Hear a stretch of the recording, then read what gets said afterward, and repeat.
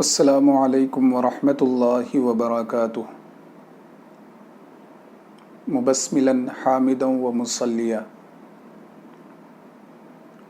سلسلہ درس بلاغت میں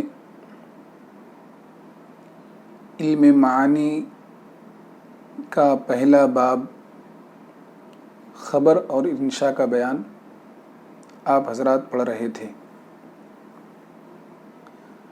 اب تک کی گفتگو میں خبر کے حوالے سے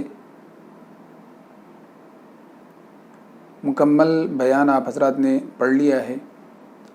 اب انشاءاللہ انشاء کے حوالے سے گفتگو ہوگی۔ جہاں پر خبر اور انشاء کی تقسیم ہوئی تھی وہاں پر بتایا گیا تھا کہ جس جملے کے کہنے والے کو اس جملے میں سچا یا جھوٹا کہا جا سکے اس جملے کو جملہ خبریہ کہا جائے گا،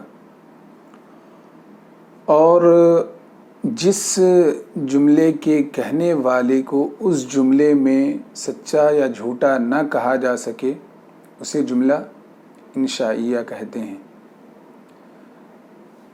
آج کے اس سبق میں آپ پڑھیں گے کہ انشاء کی دو قسمیں ہیں، ایک ہے طلبی اور ایک ہے غیر طلبی۔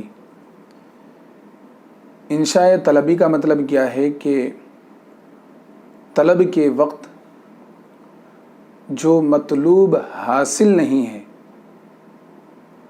اس مطلوب کا تقاضا کرنا، اس مطلوب کو طلب کرنا۔ وقت طلب جو مطلوب حاصل نہیں ہے اس مطلوب کو طلب کرنا اور اس مطلوب کا تقاضا کرنا، یہ ہے طلب، یہ انشاء طلبی۔ اور انشاء غیر طلبی اس کے برخلاف کہ وقت طلب جو مقصود پہلے سے حاصل ہو۔ یہاں پر دیکھیں انشاء طلبی میں کہ مقصود حاصل نہ ہو وقت طلب، اور انشاء غیر طلبی میں مقصود پہلے سے کیا ہوگا، حاصل ہی ہوگا۔ ٹھیک ہے، اب دیکھ لیں انشاء طلبی ہے کیا، پھر اس کے حوالے سے اس کی کیا کیا قسمیں ہیں، انشاءاللہ اس پر مزید پھر گفتگو ہوگی۔ الکلام علی الانشاء، انشاء کے حوالے سے گفتگو۔ الانشاء اما طلبی او غیر طلبی، انشاء یا تو طلبی ہوگی یا غیر طلبی ہوگی۔ فالطلبی ما یستدعی مطلوبا غیر حاصل وقت الطلب، یستدعی استدعاء، تقاضا کرنا۔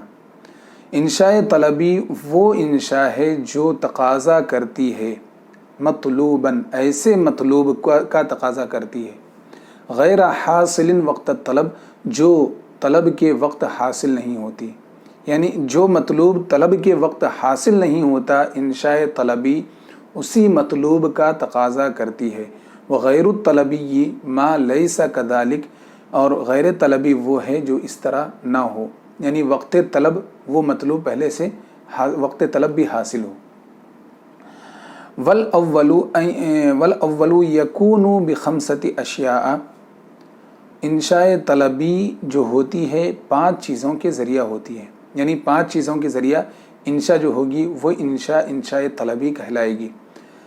الامری والنہی والاستفہام والتمنی والنداء، یعنی امر کے ذریعہ آپ اس کو مجرور بھی پڑھ سکتے ہیں اشیاء کے بدل کے طور پر، مرفوع پڑھ لیں احدہما، احدہا، ثانیہا، ثالثہا، رابعہا، خامسہا، یعنی ان 5 چیزوں میں سے پہلی قسم کیا ہے، امر ہے، ثانیہا ان 5 چیزوں کی دوسری نہیں ہے۔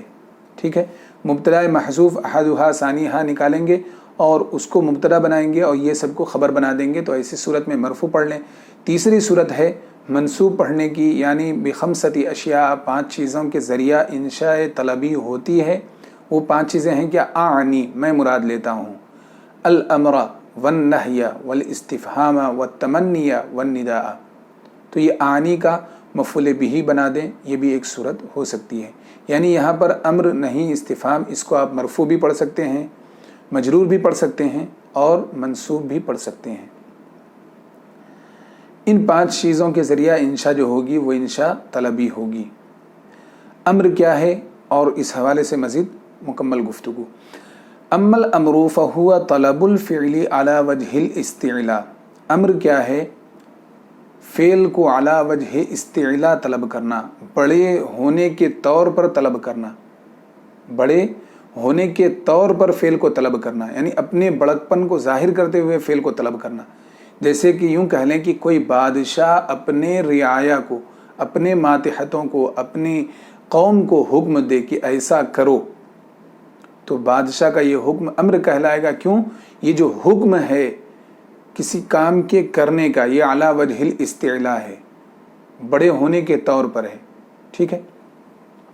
وَلَهُ أَرْبَعُ صِيَغٍ، صِيغَةٌ کی جمع صِيَغٌ، وَلَهُ أَرْبَعُ صِيَغٍ، اور امر کے 4 صیغے ہیں، یعنی 4 صیغوں سے امر کا معنی ادا کیا جاتا ہے. اس امر کا معنی یعنی طلب الفعل علی وجہ الاستعلاء کا جو معنی ادا کیا جاتا ہے وہ 4 صیغوں سے ادا کیا جاتا ہے. کیا کیا دیکھیے. فعل الامر، نمبر 1 فعل امر کے ذریعہ، جیسے خذ الکتاب بقوہ، قوت کے ساتھ، مضبوطی کے ساتھ کتاب کو پکڑ لو. ٹھیک ہے. یہاں پر دیکھیں خذ فعل امر ہے. والمضارع المقرون باللام، اور اس مضارع کے ذریعہ بھی المقرون باللام، جو کہ لام کے ذریعہ، لام سے متصل ہو، لام سے جو مضارع ملا ہوا ہو. جیسے لینفق ذو سعۃ من سعتہ، ذو سعۃ، سعۃ وسعت، ذو والا، وسعت والے کو خرچ کرنا چاہیے، من سعتہ اپنی وسعت سے، اپنی وسعت کے مطابق وسعت والے کو خرچ کرنا چاہیے. تو یہاں پر دیکھیں لینفق، یہ مضارع کے ذریعہ، اس مضارع کے ذریعہ حکم علی وجہ الاستعلاء ہے، طلب الفعل علی وجہ الاستعلاء ہے، جو مضارع کے لام سے ملا ہوا ہے. ٹھیک ہے. تیسری صورت اسم الفعل، اسم فعل، اسم فعل کے ذریعہ. آپ نے پڑھا ہوگا کہ اسم فعل 2 طرح کے ہوتے ہیں، ایک بمعنی فعل ماضی اور ایک امر حاضر معروف. ان 2 طریقوں سے اسم فعل ان 2 قسموں میں منقسم ہوتا ہے. تو یہاں پر اسی کا بیان ہے. وَاسْمُ فِعْلِ الْأَمْرِ، فعل امر کا جو اسم ہے، فعل امر کا یعنی وہ اسم جو فعل امر کے معنی میں ہوتا ہے، اس کے ذریعہ بھی طلب الفعل علی وجہ الاستعلاء کا معنی، طلب الفعل علی وجہ الاستعلاء ہوتا ہے. ٹھیک ہے. جیسے حی علی الصلاح، حی آؤ، علی الصلاح کامیابی کی طرف، علی الفلاح کامیابی کی طرف، اور علی الصلاح نماز کی طرف. یہ 3 صورتیں ہو گئی. نمبر 4 والمصدر النائب عن فعل الامر، اور اس مصدر کے ذریعہ بھی طلب الفعل علی وجہ الاستعلاء ہوتا ہے، جو مصدر، المصدر النائب، اس مصدر کے ذریعہ بھی النائب، جو مصدر عن فعل الامر، فعل امر کے قائم مقام ہو، فعل امر کا نائب ہو. کیا مطلب دیکھیے.